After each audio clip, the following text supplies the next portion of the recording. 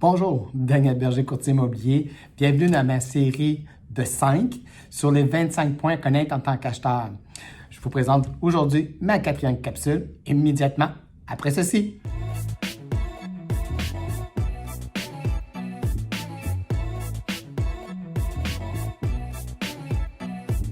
Alors, dans cette 4e série, on va traiter les points de 16 à 20. Commençons avec le point numéro 16. Vous êtes tanné. Vous êtes tanné de magasiner, vous êtes tanné de faire des visites, vous êtes tanné de faire des offres, ça ne fonctionne pas. Soyez patient. Il faut toujours garder le cap vers votre objectif. Il faut toujours avoir vos points initiaux que vous êtes donnés avec votre courtier immobilier. Gardez-le, ajustez-le s'il le faut, selon le marché, ce que vous visitez, puis de dire finalement, ça ne nous convient pas. Finalement, oui, le garage, c'est super important. Fait qu'on l'ajuste, c'est certain, mais ayez en tête vos points principaux pour toujours avoir votre objectif en tête. Ne soyez jamais tanné. Il faut être patient.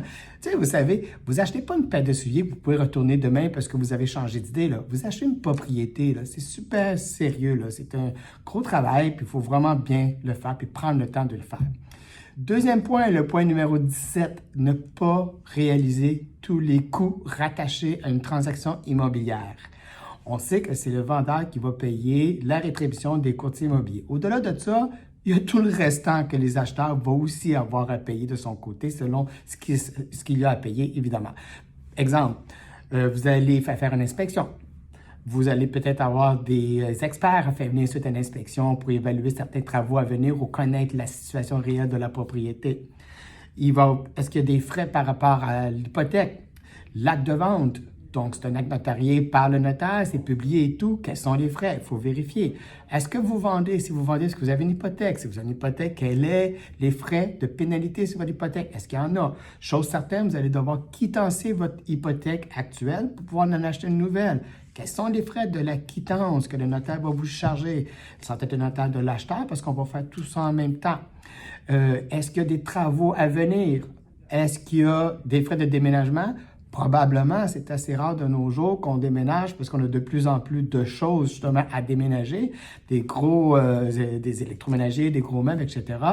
Alors, quels sont les frais rattachés au déménagement?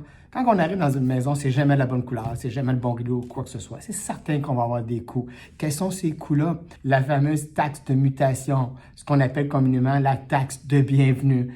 Alors, elle est assez salée. En passant, je vais vous laisser un lien plus bas. C'est www.taxedebienvenue.com.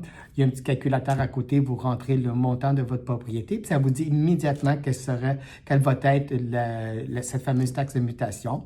Et un dernier point qui s'applique seulement, mais seulement quand les propriétés neuves, c'est le TPS TVQ. Encore là, quand c'est une revente, il n'y a pas de taxe, seulement pour les propriétés neuves, que ce soit condo, un plex, une maison, ça s'applique toujours. Et selon la valeur de la propriété, on va avoir des crédits qui peuvent s'appliquer. Plus le montant de la propriété est élevé, moins il y a de crédits. Plus la propriété est de plus faible valeur, plus il y a des crédits. Alors, la logique en arrière de ça est très simple. Si le gouvernement, ils se disent, autant les deux paliers provincial que fédéral, ils disent, nous, on est là pour aider les gens à avoir l'accès à une propriété. Alors, si les gens ont plus de budget, ils ont moins besoin de nous. Ceux qui ont des plus petits budgets, c'est eux que nous allons aider en redonnant une partie de la TPS et la TVQ. Toutefois, sur le lien que je vais vous laisser également, sur la PCHQ, il y a un calculateur qui vous permet de rentrer justement le montant de la propriété et calculer les taxes et s'il y a lieu des crédits qui s'appliquent ou pas. Maintenant, le point numéro 18. Savez-vous que 90% des transactions immobilières sont faites via un courtier immobilier? Alors, où est-ce que je m'en vais avec ça? C'est le point 18, c'est de faire l'erreur, faire votre transaction solo. Vous avez une profession que je n'irai jamais prétendre est capable de le faire. Alors, ça serait faux de prétendre que vous êtes capable de faire le travail d'un courtier immobilier.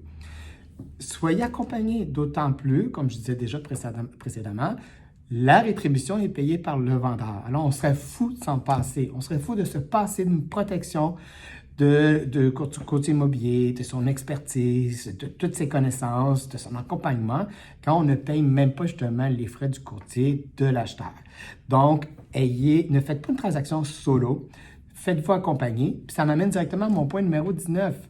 ayez une équipe de courtiers immobiliers qui travaille pour vous. Choisissez votre courtier immobilier, idéalement qui travaille en équipe parce que justement, l'union fait la force. Et quand quelqu'un n'est pas disponible, au moins, il y a quelqu'un d'autre qui va pouvoir prendre la relève dans le marché qui est très rapide. On ne peut pas attendre 24 ans, on peut perdre une opportunité. Engagez dès le début, je vous les ai parlé dans la première capsule, rencontrez quelques courtiers, choisissez votre courtier, signez votre contrat de courtage acheteur avec lui, faites les démarches dès le début avec lui, il va bien vous comprendre, va bien vous représenter. C'est super important d'avoir des courtiers qui vous représentent, qui parlent pour vous, qui ont votre bien à cœur.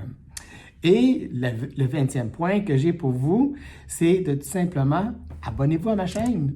Abonnez-vous à ma chaîne de vidéos. Comme ça, vous allez être à jour sur toutes les capsules que je vais faire, sur tout ce que je vais partager pour vous afin justement de faciliter votre connaissance sur l'immobilier quand vient le temps de faire une transaction, que ce soit pour un achat, que ce soit pour une vente, peu importe. Je vais mettre toutes sortes d'informations et je vais surtout mettre beaucoup d'informations sur des articles actuels par rapport au marché, où est-ce qu'on est présentement et où est-ce qu'on s'en va. Sur ce, je vous dis merci d'être encore là. Merci d'avoir écouté cette capsule jusqu'à la fin. Tant qu'à y être, il y a le petit thumbs up en bas. Pourquoi ne pas peser dessus pour démontrer que vous avez aimé et vous abonner si ce n'est pas déjà fait à le petit rectangle, c'est marqué abonnement avec la petite cloche à côté qui va vous indiquer que je viens de faire une nouvelle capsule, dont entre autres la 5e que je vais faire qui va suivre celle-ci. Si vous n'avez pas eu la chance de voir encore la capsule 1 et 2 de cette série, bien, je vous invite à rester sur ma chaîne justement. Vous allez pouvoir les visionner immédiatement pour compléter celle que vous regardez présentement. Sur ce, je vous souhaite une excellente journée. Merci.